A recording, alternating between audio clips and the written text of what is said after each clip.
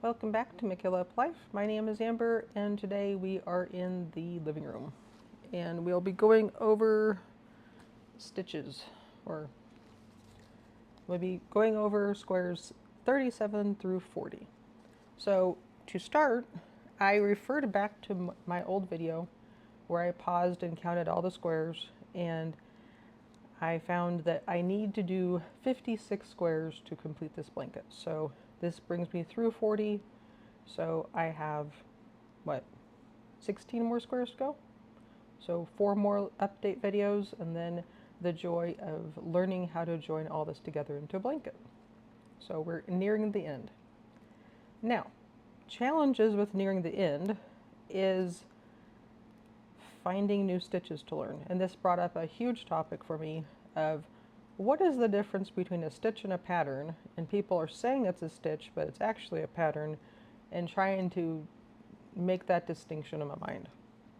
So I think in Tunisian crochet there are actual basic stitches, like you do it once and that's your stitch, like a simple stitch or a purl stitch, etc. But you very quickly turn into patterns of how do you combine those individual stitches into a new pattern, motif, whatever you want to call it. And those patterns can range from just like a cross stitch, which is taking 2 stitches and working them into something different, or as big as this takes 3 rows to come to its full pattern. So it's getting kind of technical because I say I'm learning 4 new stitches and then I wonder, is it a stitch, is it a pattern, does it matter, and that sort of thing. And in the course of doing these squares, I ran into the whole people using different names for the same stitch or pattern. And we can get into that when we get into the squares. So let's start with the first square, which is number 37. So this is square number 37, and in the previous video I alluded to the fact that I figured out yarn over lace. So this one says the Avery stitch, but in reality it's a pattern. It's a 5-row pattern, and these first 2 rows make up your yarn over lace. Then there's a row of purl, a row of simple, and a row of purl, and then you repeat up. So it's a 5-row repeat to make the Avery stitch. So the big important piece of the yarn over lace that changes it. So this is what it looks like if you do a yarn over and then 2 together, and just do that row after row. That does not make a lace pattern, and this is what I was confused about when I was doing this square. So a yarn over lace is supposed to actually look like this little area here.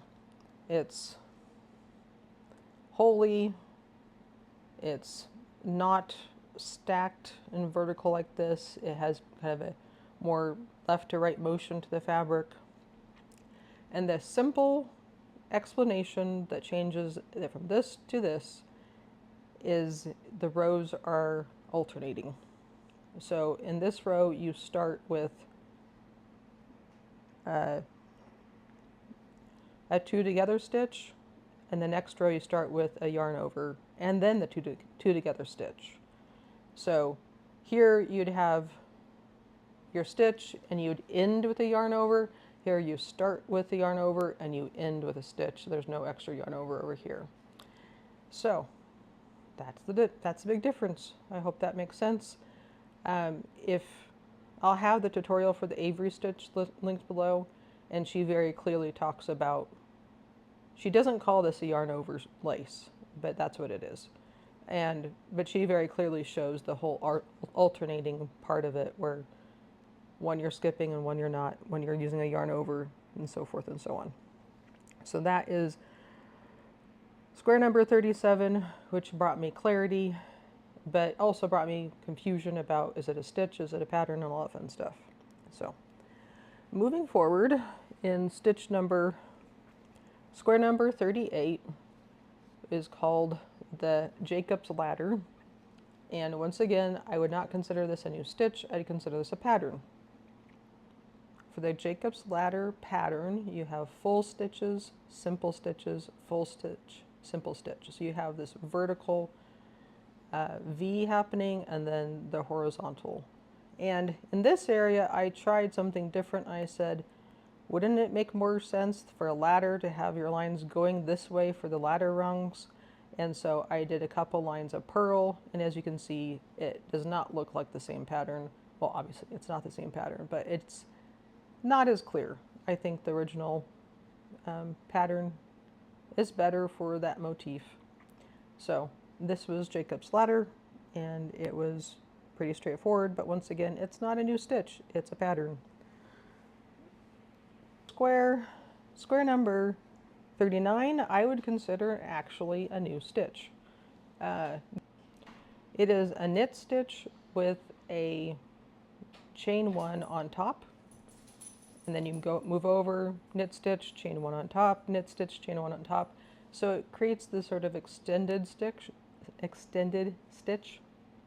and it creates more holes, more of a mesh look. It's kind of nice because it has the visual of a knit stitch, but it doesn't have the curling tendency of a knit stitch because of that extra single stitch on top, or because of that extra chain on top.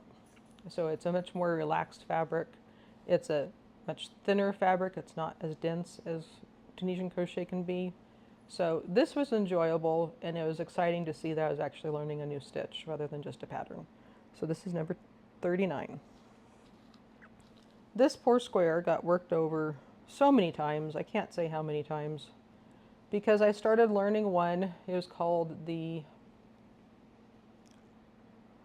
I want to say oblong, but that's the wrong word, but it was something other.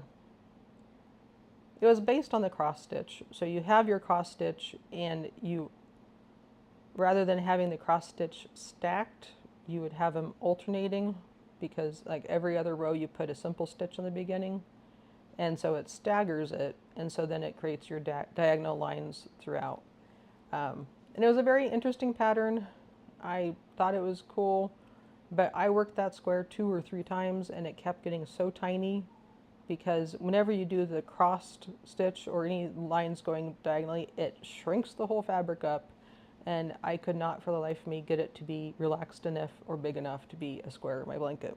So, and also when you have those kind of stitches, they tend to be yarn eaters and very dense fabric. So I just gave up and said, this is too much effort, too much yarn, because I'm getting down to the end of my yarn. And so I went searching for a different pattern. So this one, which it ended up being, is called the Waffle pattern. And there's a couple of things about this tutorial I really appreciated.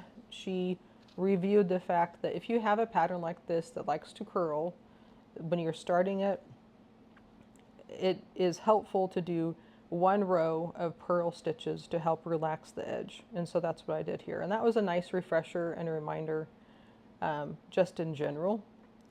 And she also talked about tension stuff, where I'm going to try to demonstrate it in a second. But you might be looking at this going, wow, that looks kind of familiar. That's interesting.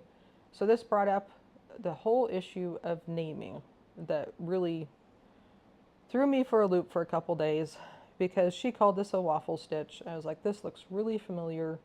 And I started researching and going back through my old videos and going back to the old tutorials I've done. And sure enough, this can be named the full stitch, the goblin stitch, the before and after stitch, or the waffle stitch. So I've done other squares of this pattern, but I had reworked this square so many times, I just said, whatever. I enjoy doing this square. It works up very quickly because you're working in spaces rather than threads. So I went ahead and finished the square for the sake of finishing it, rather than being stuck on number 40 for who knows how long. So, but this did bring up the whole concept of tension in Tunisian crochet, which I'm going to try to demonstrate. So here I have a little sample of, it's a foundation row, and when you're working in a forward pass, let's do a simple stitches across. Now forward pass, the height of your stitch is going to be the tension going up and down on your material. So if you're finding your material being really short and squat, that's going to be this stitch length, how high your loops are off of your material. So that is your vertical tension in Tunisian crochet. Let me go ahead and do the rest of this. So there's my forward pass, and how high my loops are determined is your vertical tension in your fabric. And if you're having problems with your fabric going in and out, or mostly just in really, really tight, this is where your horizontal tension comes from. So when you're pulling through, how high this is from this loop to that is going to be your horizontal tension. So you want to make that consistent. And that's what the waffle stitch tutorial reminded me of. So keep this distance consistent. So pull, make sure it's the same distance, pull, pull, pull, pull.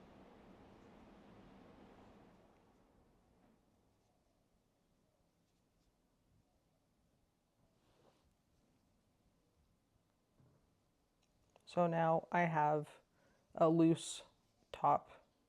In fact, you can see it's even looser than my chain actually was, because it's having this tendency to go outward.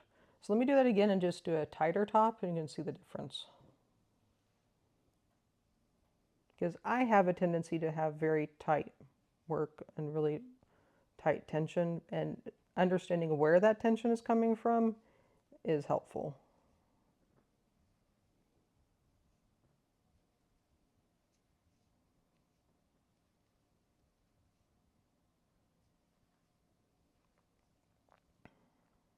So get the end, and let's say I choke down. There's not a whole lot of space.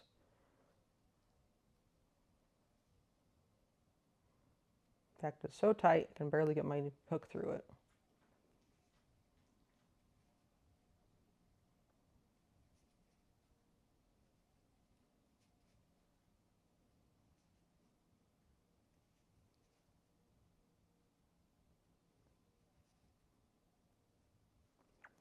So it's not as obvious that this is tighter, but I can see that this is really slanting in here.